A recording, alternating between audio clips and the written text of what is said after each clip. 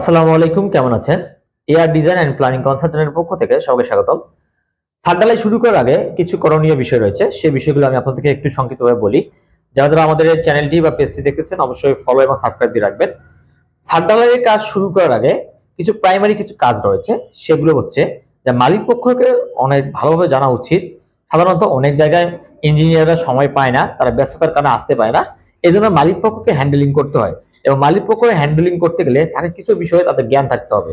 সেই বিষয়গুলো হচ্ছে, যখন আপনারা ছাদের কাজ বা ছাদ ঢালাই পরের দিন শুরু করবেন, তার আগে আপনার কাজগুলো হচ্ছে প্রথম ইঞ্জিনিয়ারের মাধ্যমে সম্পূর্ণ ছাদটি আপনারা একদম চেক করে নেবেন। চেকের মধ্যে পড়তেছে আপনার লেভেলিং চেক। ৩ নম্বর বিষয় হচ্ছে ছাদের রড বান্ডিং ঠিক আছে কিনা, এক্সট্রা টপ ঠিক আছে না, ট্যাঙ্ক ঠিক আছে কিনা, বিমের রড ঠিক আছে কিনা, ক্লিয়ার কভার ঠিক আছে কিনা, ব্লকিং ঠিক আছে কিনা, এবং যে বিম এবং কলামের সংযোগস্থলে আপনার রিং দেওয়া হয়েছে কিনা, এই বিষয়গুলো আপনাকে অবশ্যই পুঙ্খানুপুঙ্খভাবে চেক করে নিতে হবে ইঞ্জিনিয়ারের মাধ্যমে।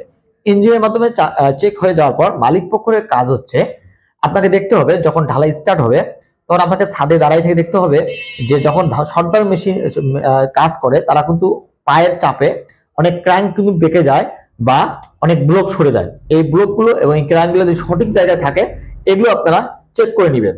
তারপর বিষয়টা হচ্ছে যখন ঢালাই স্টার্ট হবে কলামের এবং বিমের যে জয়েন্ট স্থলে এখানে আপনারা যে গ্রাউন্ডিং আমরা সিমেন্ট বা বালু মিক্স করে গ্রাউন্ডিং করি, সেই গ্রাউন্ডিংটা একটু ঢেলে নেবেন, নিয়ে আপনারা মশলা দিবেন।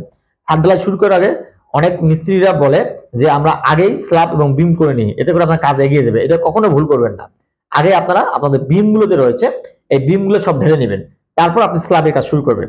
আর স্ল্যাবের কাজ শুরু করার আগে অবশ্যই যে উপরে যে লেভেল রয়েছে ছাদের লেভেল সেই লেভেলটা আপনার চেক করে নেবেন। যদি 5 ইঞ্চি করে সব জায়গায় যদি সঠিকভাবে আপনার পায়ার করা হয় সেইভাবে আপনারা পায়ার করে নিয়ে তারপর উপরে স্ল্যাবগুলো করবেন। তারপরে বিষয়টা হচ্ছে চারদিকে আপনারা পলিথিন দিয়ে ঘিরে দেবেন, এতে করে বাইরের প্রোটেকশন ভালো থাকবে। বাইরের যে আপনার অন্য যে বাসা রয়েছে তাদের কোনো ঢালাই করার জন্য মশলা দিলে কোনো প্রবলেম হতে পারে, এটা প্রোটেকশন জন্য পলিথিন বা চট বিছাই দিতে হবে, নিজেকে সেফটি রাখতে হবে। তারপর হচ্ছে প্যাকিং গুলো বিমের মধ্যে বা বিমের তলা ও কলামের জয়েন্ট স্তরে অনেক ধরনের প্যাকিং বা ফাঁকা থাকতে পারে, এই বিষয়গুলো আপনারা দেখে নেবেন যে যাতে করে এই প্যাকিং গুলো না থাকে। এবং ভাইব্রেটর, এই ভাইব্রেটর নজেল যেটা রয়েছে এটি দিয়ে সুন্দরভাবে যে খারাপভাবে ভাইব্রেটর মারে সেটা দেখবেন। বিমের ক্ষেত্রে সবচেয়ে বেশি ভাইব্রেটর মারবেন লম্বাভাবে খারাপভাবে মারতে হবে, এবং এটি সর্বোচ্চ 10 সেকেন্ড এক জায়গায় রাখতে হবে, অপর জায়গায় আবার নিয়ে যেতে হবে। এই বিষয়গুলো অবশ্যই লক্ষ্য রাখবেন। এবং যখন মিক্সিং করা হবে, মিক্সিং করার সময় একটি লোক সবসময় দাঁড় করায় রাখবে, তাতে করে যে সিমেন্ট বালু খোয়া মিক্সিং হচ্ছে বা পানির রেশিও ঠিক আছে কিনা এ সবসময় গণনা করবে। এই বিষয়গুলো আপনাদের মেনে চলতে পারেন, তাহলে আপনার ঢালাই অনেক সুন্দর হবে এবং ছাদ সুন্দর হবে। আশা করি সংক্ষিপ্তভাবে আপনাকে বুঝিয়ে দিতে পেরেছি। আসসালামু আলাইকুম।